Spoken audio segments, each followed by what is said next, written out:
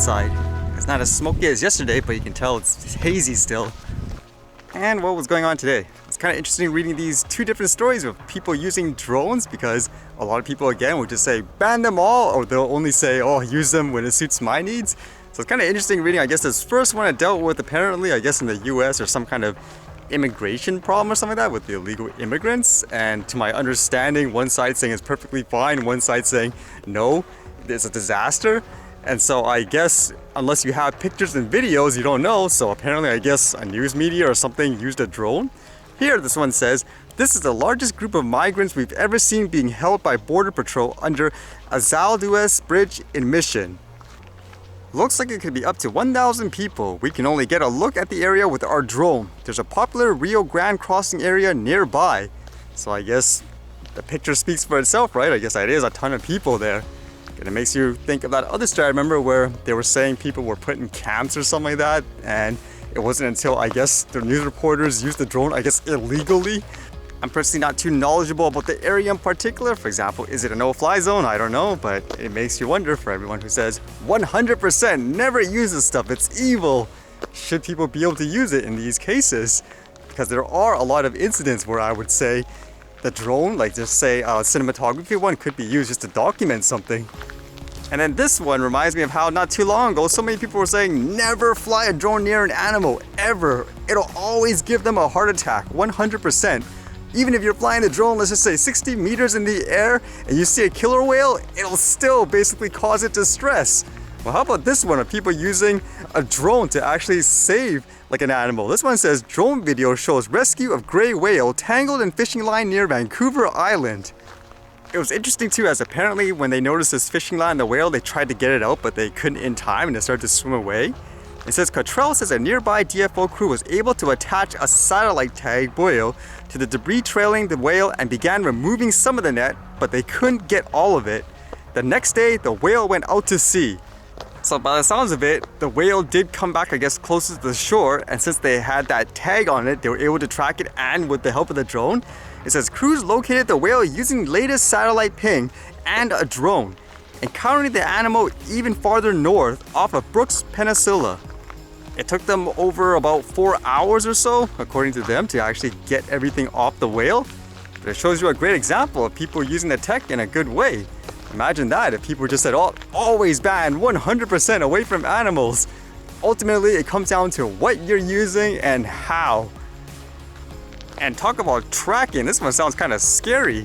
Are human biometrics going to be the thing of the future in terms of ID and stuff for everything? But this one here says Amazon will pay you $10 in credit for your palm print biometrics. So it sounds like Amazon has this thing called Amazon One, I guess in places like stores where you could scan your palm as a form of ID, maybe to do things like transactions and all that. But according to this, they're offering people $10 credit to enroll your palm prints.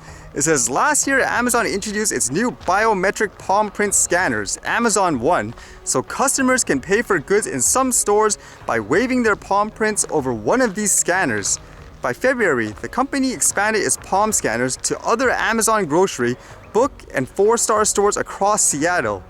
Amazon has since expanded its biometric scanning technology to its stores across the US. And of course with that, a lot of people are really skeptical, like, what's going on? Is this going to invade their privacy? How's it going to be used? It says, what's Amazon doing with this data exactly?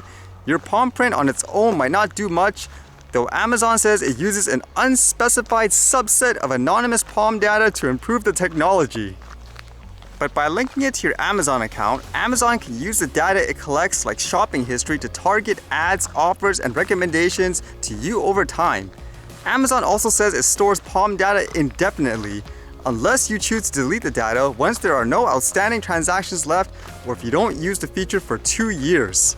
But I guess as some people say, quote, the dystopian future of science fiction is now. It's horrifying that Amazon is asking people to sell their bodies. It does sound actually kind of scary, paying money where a lot of people probably would say, oh, free $10, having all this, I guess, biometric data now for sale. I'm trying to remember which movie it was. Was it Minority Report or something, where people's IDs were their eyes, and literally the person would replace their eyeballs or something like that with like a different one in order to get past scanners. this is just getting really high tech now, or just really scary, would you say, with stuff like this?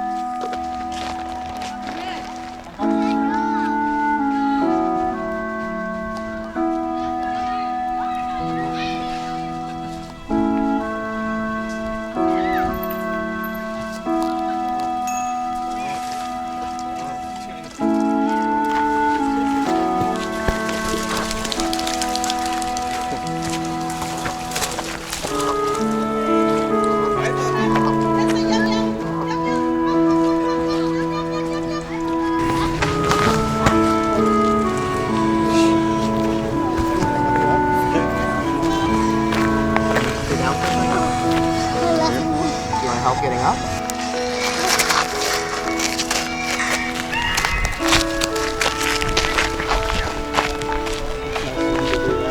I don't know if they're together. That's why I was confused. I asked if they needed help, and they're just like, no.